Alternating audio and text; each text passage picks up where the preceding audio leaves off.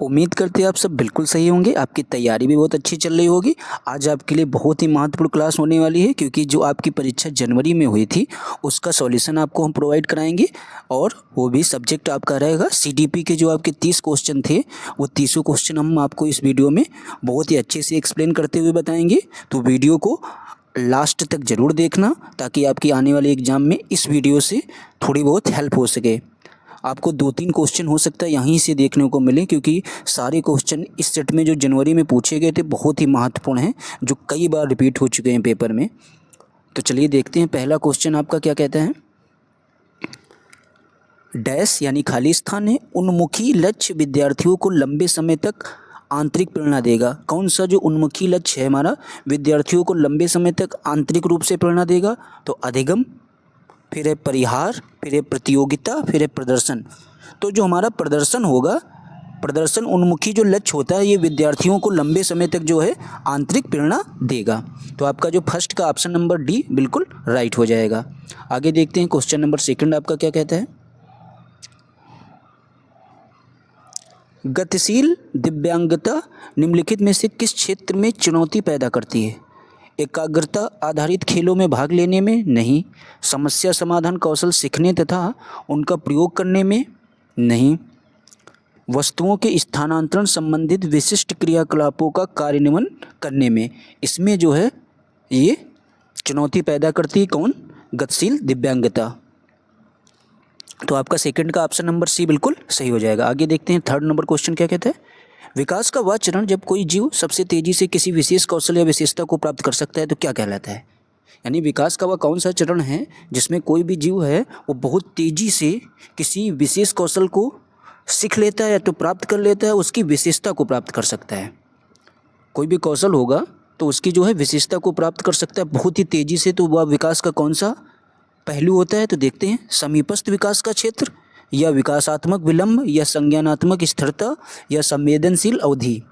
तो जो हमारा समीपस्थ विकास का क्षेत्र होता है, इसमें कोई भी जो जीव होता है वो सबसे तेजी से किसी विशेष कौशल या विशेषता को प्राप्त कर सकता है। तो कौन सा आपका ऑप्शन नंबर थर्ड का कौन सा सही हो जाएगा? फर्स्ट वाला, समीपस्थ विकास का क्षेत्र। आगे देखते हैं, बाल केंद्रित शिक्षा के समर्थकों का मानना है। तो बाल केंद्रित जो शिक्षा के समर्थक थे उनका मानना क्या था? बालक के स्वयं तर्क और चिंतन की अपेक्षा नहीं की जा सकती। जी बिल्कुल नहीं, ऐसा मानना था उन लोगों का। व्यक्तिगत अनुभव अधिगम प्रक्रिया में केंद्रीय भूमिका निभाते हैं। ये बात लगभग आपकी सही है। तो देखते हैं बाकी भी ऑप्शन। आपका जो सबसे बेस्ट ऑप्शन होगा वही आपका आंसर होगा। नीचे वाला सी देखते हैं, कक्षा में अध्यापक के निर्देशन का आधिपत्य होना चाहिए। जी बिल्कुल नहीं। बालक को के कक्षा से बाहर के अनुभव अधिगम में असंगत है, ऐसा भी नहीं। तो आपका फोर्थ का ऑप्शन नंबर बी वाला बिल्कुल राइट हो जाएगा। आगे देखते हैं क्वेश्चन नंबर 5 हमारा क्या कहते हैं। माध्यमिक विद्यालय में विद्यार्थियों को पढ़ाने के लिए वांछनीय तरीका कौन सा है? तो वांछनीय तरीका हमारा कौन सा है देखते हैं। किसी भी समस्या समाधान के लिए किसी एक ही विधि का नहीं। आगे देखते हैं, किसी भी समस्या के समाधान के लिए चरण दर चरण निर्देश देना, ऐसा भी नहीं है। सी ऑप्शन आपका क्या कहता है? सामूहिक कार्य और सहपाठियों के सहयोग को हतोत्साहित करना। हतोत्साहित नहीं करना है, सामूहिक कार्य और सहपाठियों को सहयोग को प्रोत्साहित करना चाहिए। आगे देखते हैं लास्ट वाला ऑप्शन क्या है। विद्यार्थियों को समस्या समाधान के लिए बहुविध तरीकों को खोजने के लिए प्रोत्साहित करना। ये बात आपकी बिल्कुल सही हो जाएगी। तो 5 का ऑप्शन नंबर डी आपका राइट हो जाएगा। आगे देखते हैं 6 नंबर क्वेश्चन क्या कहता है। किसी दिए गए विषय पर ज्ञान और संबंधों को व्यवस्थित और प्रस्तुत करने का चित्रात्मक उपकरण क्या कहलाता है? तो चित्रात्मक उपकरण जो है हमारा क्या कहलाएगा? संप्रत्यय चित्रण, या शाब्दिक अभिव्यक्ति, या अनुरूपक, या कलन विधि। तो जो हमारा चित्रात्मक उपकरण है वो हमारा क्या कहलाएगा? संप्रत्यय चित्रण कहलाएगा। आप इससे याद रखना, चित्रात्मक की बात कर रहे हैं तो संप्रत्यय चित्रण की हमको आवश्यकता होगी। तो आपका 6 का ऑप्शन नंबर ए बिल्कुल राइट हो जाएगा। ठीक है, 6 का फर्स्ट वाला आपका ऑप्शन सही हो जाएगा। आगे देखते हैं 7 नंबर क्या कहता है। विद्यार्थियों के अर्थपूर्ण अधिगम को सुसाध्य करने के लिए निम्न में से कौन सा सहायक होगा तरीका? विद्यार्थियों को याद करने पर आपको कतई ध्यान नहीं देना है। विद्यार्थियों में प्रतिस्पर्धा भी नहीं बढ़ानी है, यानी विद्यार्थियों में जो है हमको प्रतिस्पर्धा की आवृत्ति भी पैदा नहीं करनी है। फिर क्या कह रहा है, खोज अधिगम और ज्ञान के निर्माण के लिए एक प्रेरक वातावरण नहीं होना चाहिए, आपका नेगेटिव टैग वर्ड है। और देखते हैं ऐसे शिक्षा शास्त्र अपनाना जो बृहद रूप से अध्यापक केंद्रित हों, नहीं। तो आपका जो सबसे बेटर आपका ऑप्शन हो जाएगा, तो इन चारों में से सबसे सही ऑप्शन यही होगा, खोज अधिगम और ज्ञान के निर्माण के लिए एक प्रेरक वातावरण प्राप्त करना। तो यही बात आपकी सही हो जाएगी। तो 7 का आपका ऑप्शन नंबर सी बिल्कुल राइट हो जाएगा। ठीक है, आगे देखते हैं 8 नंबर क्वेश्चन आपका क्या कहता है। कैरोल गिलिगन के बारे में कौन सी बात हमारी सही है। तो कैरोल गिलिगन आप लोग जानते हैं नारीवादी परिप्रेक्ष्य के खिलाफ थे। तो देखते हैं आपके ऑप्शन कौन इसमें से सही होगा। कैरोल गिलिगन ने कोहलबर्ग के नैतिक सिद्धांत 2 स्तर को जोड़कर विस्तार किया, ऐसा तो बिल्कुल नहीं है। कैरोल गिलिगन का तर्क है कि कोहलबर्ग की नैतिकता सिद्धांत में नारीवादी नैतिकता जो देखभाल के आधार पर बल देती है, जिनकी अवहेलना की गई थी, ये बात आपकी बिल्कुल सही हो जाएगी कैरोल गिलिगन के बारे में। तो आपका ऑप्शन नंबर 8 का बी बिल्कुल राइट हो जाएगा। देखते हैं 9 नंबर क्वेश्चन आपका क्या कहता है। प्रतिभाशाली और मेधावी विद्यार्थियों को क्या करना चाहिए। सिर्फ तथ्य के प्रत्यास्मरण पर आधारित प्रदत्त कार्य देना चाहिए, नहीं। चुनौतीपूर्ण अधिगम परिवेश मिलना चाहिए, ये बात आपकी सही हो जाएगी। प्रतिभाशाली और मेधावी विद्यार्थी के बारे में क्या सही हो जाएगा, उन्हें चुनौतीपूर्ण अधिगम परिवेश मिलना चाहिए। ठीक है, और आगे भी देख लेते हैं। सिर्फ अध्यापक से स्वीकृत गतिविधियाँ, ऐसा भी बिल्कुल नहीं है। सभी कार्यों के लिए गहन एवं सतत निरीक्षण करना, ऐसा भी नहीं। तो आपका 9 का ऑप्शन नंबर बी वाला बिल्कुल राइट हो जाएगा। देखते हैं 10 नंबर क्वेश्चन आपका क्या कहता है। ये आपके लेव वाइगोत्स्की जी के बारे में पूछा गया है। लेव वाइगोत्स्की का मानना था कि बच्चों को बिना किसी वयस से पारस्परिकता के समस्याओं पर अपना काम करके देना चाहिए, यह समस्या समाधान के। आगे देखते हैं बी आपका ऑप्शन क्या कहता है। समस्या समाधान के दौरान बच्चों को संकेत देकर और उत्तर की तरफ पहुंचने वाले सवाल पूछकर पाठ प्रदान करना चाहिए। फिर देखते हैं सी, अध्यापिका द्वारा बच्चों को उपयुक्त भौतिक पुरस्कार प्रदान करके पुरस्कार की बात नहीं करनी है। बच्चों को कार्य करते समय कोई मदद नहीं देनी चाहिए, ऐसा भी नहीं है, मदद करनी चाहिए। तो आपका सबसे जो बेस्ट ऑप्शन हो जाएगा लेव वाइगोत्स्की के विषय में, तो यही हो जाएगा, समस्या समाधान के दौरान बच्चों को संकेत देकर और उत्तर की तरफ पहुंचने वाले सवाल पूछकर, पाठ का मतलब होता है उन्हें सहायता प्रदान करनी चाहिए। तो आपका 10 का ऑप्शन नंबर बी बिल्कुल राइट हो जाएगा। आगे देखते हैं 11 नंबर क्वेश्चन आपका क्या कहता है। बच्चों को एक समूह में अपने खेल की एक नृत्य रियलिटी शो पर आधारित करता है। क्या करता है, खेल जो है एक नृत्य रियलिटी शो पर आधारित करता है या होता है। एक जज को नकल करते हुए जफर मेज पर चढ़ता है और टिप्पणी करते हुए ताली बजाता है। इस उदाहरण में समाजीकरण की कौन सी संस्था निर्देशित है। शैक्षणिक संस्थान, धर्म, आस पड़ोस, मीडिया। तो इसमें जो आपका राइट ऑप्शन हो जाएगा 11 का, वो सी वाला बिल्कुल राइट हो जाएगा, मीडिया। ठीक है, तो 11 का आपका ऑप्शन नंबर सी बिल्कुल। क्वेश्चन नंबर 12 आप क्या कहता है। जो विद्यार्थी जिन्हें लेखन वैकल्य है उनकी ज़रूरतों को पूर्ति हेतु एक अध्यापिका को क्या करना चाहिए। यानी लेखन वैकल्य का मतलब जिनको लिखने में समस्या है, तो ऐसे विद्यार्थियों की ज़रूरत को आप किस तरीके से पूरा करेंगे। तो एक अध्यापिका को इसके लिए क्या करना चाहिए। लेखन की अनियमितताओं के लिए विद्यार्थियों की आलोचना नहीं करनी है। विद्यार्थियों को सीमित समय भी नहीं, किसी दत्त कार्य को पूरा करने के लिए आवश्यक लेखन की मात्रा बढ़ा देनी चाहिए। जब आप आवश्यक लेखन की मात्रा बढ़ा देंगे तो उनकी जो लेखन वैकल्य वाली समस्या है वो क्या हो जाएगी, दूर हो सकती है। तो आपका ऑप्शन नंबर 12 का बिल्कुल सी वाला राइट हो जाएगा। आपसे पूछा गया है भ्रांतियाँ क्या होती हैं। भ्रांतियों को हम लोग संदेह भी बोलते हैं, जिन बातों पर हमको संदेह होता है उसी को भ्रांतियाँ बोलते हैं। तो देखते हैं आपका ऑप्शन नंबर कौन सा सही हो जाएगा। सबसे पहला क्या कह रहा है, अध्यापन अधिगम प्रक्रिया के लिए बाधक है, बिल्कुल नहीं। अधिगम प्रक्रिया का प्राकृतिक अंग है भ्रांतियाँ, ये बात जहाँ तक आपकी सही हो सकती है। लेकिन तीनों ऑप्शन और देखते हैं जो बचे हुए। पूरी तरह अतार्किक और निराधार है, ऐसा भी नहीं। विद्यार्थियों में पैदा होना असामान्य है, ये भी बात सही नहीं है। तो आपका जो 13 का ऑप्शन नंबर बी वाला बिल्कुल सही हो जाएगा कि जो भ्रांतियाँ हैं ये अधिगम प्रक्रिया का प्राकृतिक अंग होती हैं। आगे देखते हैं 14 नंबर आपका क्वेश्चन क्या कहता है। जीन पियाजे के संज्ञानात्मक विकास के सिद्धांत का अनुसरण करते हुए विद्यार्थियों को विकास की किस अवस्था पर दो संप्रत्यय प्रस्तुत करनी चाहिए जिसमें परिकल्पना आधारित निगमनात्मक तर्क की जरूरत पड़ती है। तो निगमनात्मक में आप लोग जानते हैं इसमें नियम से उदाहरण की ओर बात होती है, और ये कब हमको जरूरत पड़ेगी, किस अवस्था में, तो अमूर्त संक्रियात्मक अवस्था में। ठीक है, तो आपका जो 14 का ऑप्शन नंबर बी वाला बिल्कुल राइट हो जाएगा। आगे देखते हैं 15 नंबर क्वेश्चन क्या कहता है, बच्चों में संज्ञानात्मक विकास किसका परिणाम है। तो संज्ञानात्मक विकास किसका परिणाम है, केवल आनुवंशिकता का, केवल वातावरण का, केवल आर्थिक कारकों का, आनुवंशिकता और वातावरण की पारस्परिक क्रिया का।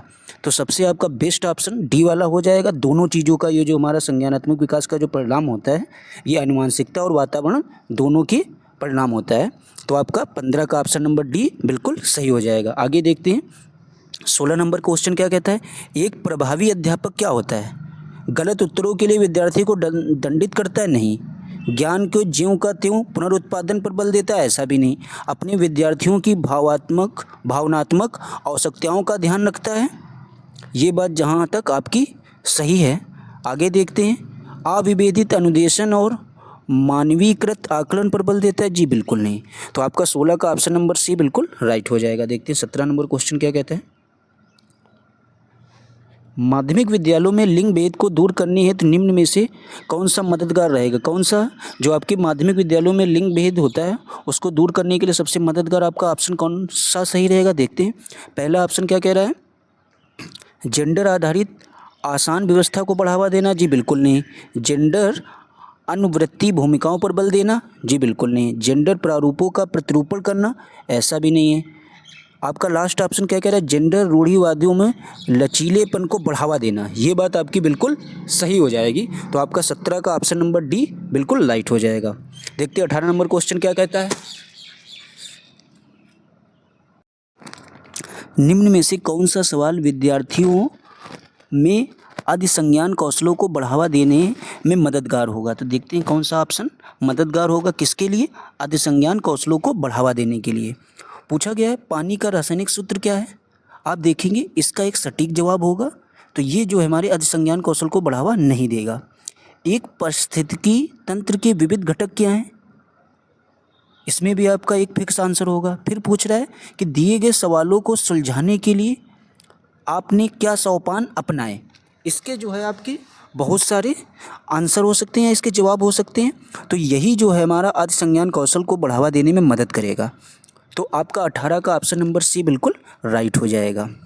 ना कि एक मानचित्र और ग्लोब में क्या अंतर है, ऐसा पूछना ये मददगार होगा तो नहीं होगा अधिसंज्ञान कौशल के बढ़ावे देने के लिए। तो आपका 18 का ऑप्शन नंबर सी बिल्कुल राइट हो जाएगा। देखते हैं 19 नंबर क्या है, निम्न में से कौन सी बुद्धि में गार्डनर के बहुबुद्धि सिद्धांत को सम्मिलित नहीं किया गया है। नहीं वाला आपसे नेगेटिव पूछा गया है, तो किस में सम्मिलित नहीं किया गया, शारीरिक गति संवेदी बुद्धि या सृजनात्मक बुद्धि या प्राकृतिक बुद्धि या स्थानिक बुद्धि।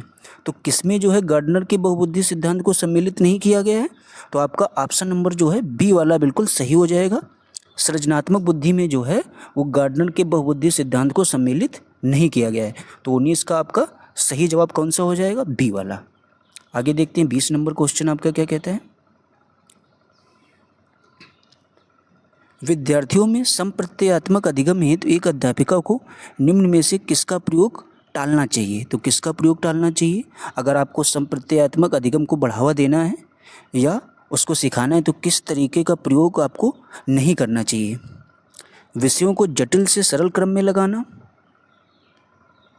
जटिल से सरल क्रम में लगाना। आगे भी ऑप्शन देखते हैं, प्रक्रियात्मक ज्ञान पर बल देना, जी बिल्कुल नहीं। विद्यार्थियों से किसी समस्या को हल करने के विविध तरीके पूछना, ये बात तो सही है, विविध तरीके आप पूछ सकते हैं। प्रक्रियात्मक ज्ञान पर भी बल देना चाहिए।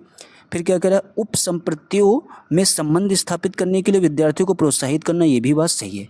तो हमको किस चीज़ को टालना चाहिए, विषयों को जो है जटिल से सरल क्रम में नहीं लगाना चाहिए बल्कि सरल से जटिल क्रम की ओर जाना चाहिए। तो आपका ऑप्शन नंबर जो इसमें है सही हो जाएगा ए वाला। हमसे पूछा गया था किस प्रयोग को टालना चाहिए, तो आपको इसी प्रयोग को टालना चाहिए। विषयों को जटिल से सरल क्रम में नहीं लगाना है बल्कि सरल से जटिल की ओर जाना है हमको, ठीक है। आगे देखते हैं 21 नंबर क्वेश्चन क्या कहता है, निम्नलिखित वक्तव्यों में कौन सा विकास के विषय में सही नहीं है। आगे देखते हैं, निम्नलिखित वक्तव्यों में कौन सा विकास के विषय में सही नहीं है। तो कौन सा सही नहीं है, सांस्कृतिक परिवर्तन से विकास प्रभावित नहीं होता है। आगे देखते हैं, प्रभावित नहीं होता है, प्रभावित तो होता है। आपसे पूछा गया विकास के विषय में सही नहीं है, तो ये बात आपकी सही नहीं है। लेकिन आगे भी देखते हैं, विकास जीवन पर्यंत परिवर्तन की प्रक्रिया, ये भी बात आपकी सही हो जाएगी। विकास सुनिश्चित पूर्व निर्धारित रीति से होता है।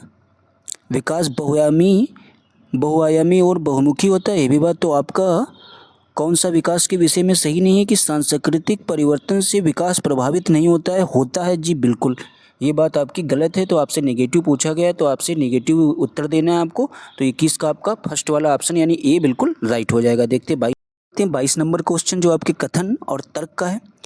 देखते हैं क्या कहता है। विद्यार्थियों को अपने आसपास होने वाली विभिन्न घटनाओं के कारण का अंदाजा लगाने के लिए बढ़ावा देना चाहिए जी बिल्कुल, ये बात आपकी सही हो जाएगी। बच्चे अपने आसपास दिखी हर एक घटना का कारण खोजना चाहते हैं, ये बात भी बिल्कुल सही है। उनकी कारक व्याख्या उन्हें लघु सिद्धांतों के निर्माण की ओर ले जाती है, ये भी बात सही है। तो देखा जाए ए आर दोनों सही है। तो देखते हैं आपका ऑप्शन कौन सा सही हो जाएगा। ए सही लेकिन आर गलत, ये तो सही नहीं है। आगे देखते हैं, ए आर दोनों सही हैं, आर सही व्याख्या नहीं, आर भी सही व्याख्या करता है। तो आपका ऑप्शन नंबर जो है 22 का सी वाला बिल्कुल सही हो जाएगा। ए आर दोनों सही हैं, आर सही व्याख्या करता है किसकी, ए की। आगे देखते हैं 23 नंबर आपका क्वेश्चन क्या कहता है। पठन में कठिनाइयों, जो हमारी पठन में कठिनाइयाँ जैसे कि अक्षर का दर्पण, छवि भ्रम और उत्क्रमण निम्न में से किसके अभिलक्षण हैं। गुणज वैकल्य के, या अवधान न्यूनता अतिक्रियाशीलता विकार, या स्वालीनता के, या वाचन वैकल्य के। तो आप देखेंगे पठन में कठिनाई तो वाचन वैकल्य हो जाएगा आपका राइट ऑप्शन। तो 23 का ऑप्शन नंबर आपका डी बिल्कुल सही हो जाएगा। आगे देखते हैं 24 नंबर क्वेश्चन आपका क्या कहता है। एनसीएफ 2020 से पूछा गया है। राष्ट्रीय शिक्षा नीति 2020 में विद्यार्थियों के आकलन हेतु प्रस्तावित समग्र 360 अंश बहुआयामी रिपोर्ट के संदर्भ में कौन सा कथन सही नहीं है। नेगेटिव पूछा गया तो आपको ध्यान देना है ऐसे क्वेश्चनों को। तो देखते हैं कौन सी बात सही नहीं है। रिपोर्ट में विद्यार्थियों की संज्ञानात्मक, भावात्मक और मनोगत्यात्मक आयामों की प्रगति शामिल होगी। फिर आगे देखते हैं, रिपोर्ट केवल व्यक्तिगत कार्यों पर केंद्रित होगी, ये बात बिल्कुल सही है, समूह कार्यों को शामिल नहीं करेगी। रिपोर्ट में स्वयं का और सहपाठियों का आकलन सम्मिलित होगा, ये भी बात सही है। रिपोर्ट घर और विद्यालय के मध्य एक महत्वपूर्ण संबंध बनाएगी, ये भी बात सही है। तो आपका जो ऑप्शन नंबर आपसे नेगेटिव पूछा गया है तो आपका यही नहीं होगा।